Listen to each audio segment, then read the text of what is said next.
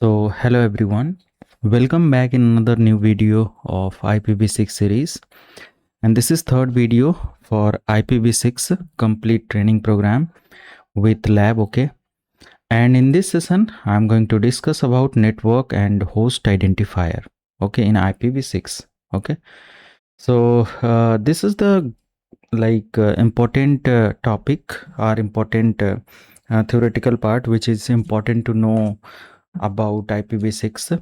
Okay, because with the help of network and host identifier you can easily manage your host environment or host addresses, and easily you can manage your network addresses whenever you want to communicate with other network or device to device networking or communication, right? So for example, let me give some example. N we can use N to identify for it is for network identifier,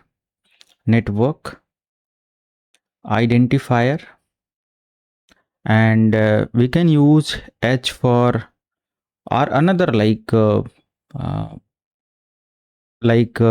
128 minus N for interface identifier. Okay, for interface identifier, right? So N is equal to network bits, and interface identifier we can use 128 minus N bits for interface identifier. Let me explain. Okay, network ID will help you to manage your network communication, and host ID will help you to manage your host communication, okay, or manage your host addresses. Likewise, if you want to connect, for example, this is my router and this is outside of network, and I can definitely use ISP label connection to connect with outside of interfaces, and this is my LAN environment. So it is important to know that what about network and host identifier to manage the communication for your LAN environment to a WAN environment, or for this type of communication or this type of topology. Okay, because your network ID and definitely your interface ID will help you to configure your network. Okay, so for example, 120 network and host identifiers means the 128-bit space division separate network routing from individual host interface identification. For example, this is IPv6 address, okay, like 2001 DB8 85A3 double colon 8A2E colon 370 colon 7334.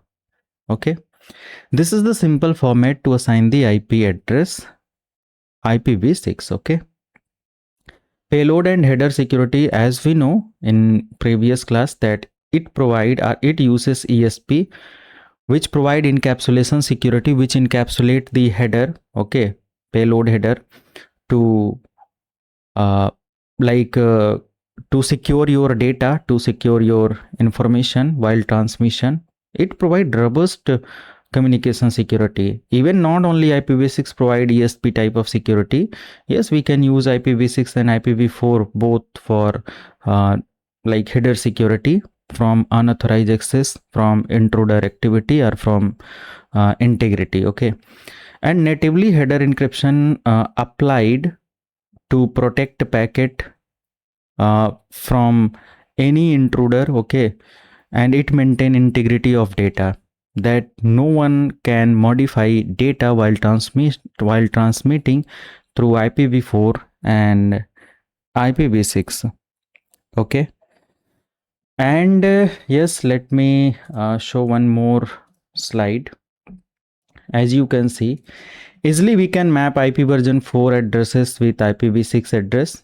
Okay, and IPv4 mapped IPv6 addresses easily means you can establish communication between IPv4 and IPv6. And it is actually hybrid dual stack integration and encoding process. So dual stack compatibility. What is the meaning of dual stack compatibility? IPv4 and IPv6 coincidences means IPv6 compatible with IPv4. IPv4 mapped IPv6 addresses provide hybrid dual stack like IPv6 versus IP version 4 implementations, which easily recognize a special class of address to ensure seamless compatibility between both protocol. Okay, and it support 96 bits prefix value. Okay, it support 96-bit prefix value. So this is 80-bit. There is 3 block actually as per this scenario. So 80 bits and 16 bits. Okay, these both block will help you to find the prefix value. In further sessions we will assign the prefixes and all to identify the network detail and all, right? So this will identify the prefix value and remaining 32 bits. Okay, remaining 32 bits represent IPv4 address. Okay, this will this bit last 32 bits represent IPv4 address. Okay, so that's the way, or this is the way to communicate or to maintain the dual stack integration in between IP version 4 and IP version 6. And simple, this is the thing. And easily you can identify network and network bit and host identifier with practical, but let me give some more example and more detail about IPv6. Okay. So let's compress IPv6 to simplify representation of IPv6 address. Okay, its compression means you can compress long format of IPv6 into short format. Okay, let me show how it is possible. For example, the preferred full format is this. Okay, FE80 004 003 1212 000 0000 3BC1 and 00A. For example, this is the value. Okay, and this is first block address, this is second block, third block, fourth, fifth, 6, 7 and 8. As we know that IPv6 has total 8 block address and each block contains 16 bits or 2 bytes address. Okay, this is the full representation which display IPv6 with hexadecimal value. You can just compress this value to rewrite in shortened format. So how it is possible, how you can compress this value? So see, this is the full format and this is the compressed format. Okay, how it is possible? Let me show. For example, you can write this value as a FE80, simple. Okay, and 004 you can write as a 4, no need to assign 000 before 4. Okay, and another thing, 0003, no need to write 003, simple, you can write 3 colon 1212 colon. You can write these zeros and these zeros with double colon, simple. Okay, no matter there is 2 block 0 or 3 block 0. If there is 3 block 0, either you can write just double colon to represent all 3 block or 4 block. Okay, and then finally you can write the further addresses like 3BC1 and just A. This is the shortened format. As you can see, there is the shortened format.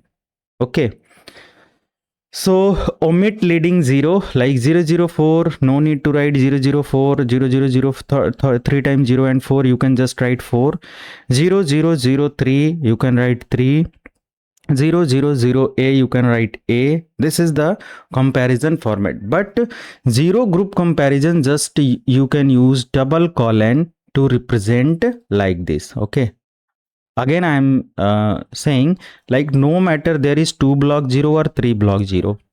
Okay, you can just use double colon to represent the 0000 type of values. Clear everyone? So this is simple thing about IPv6.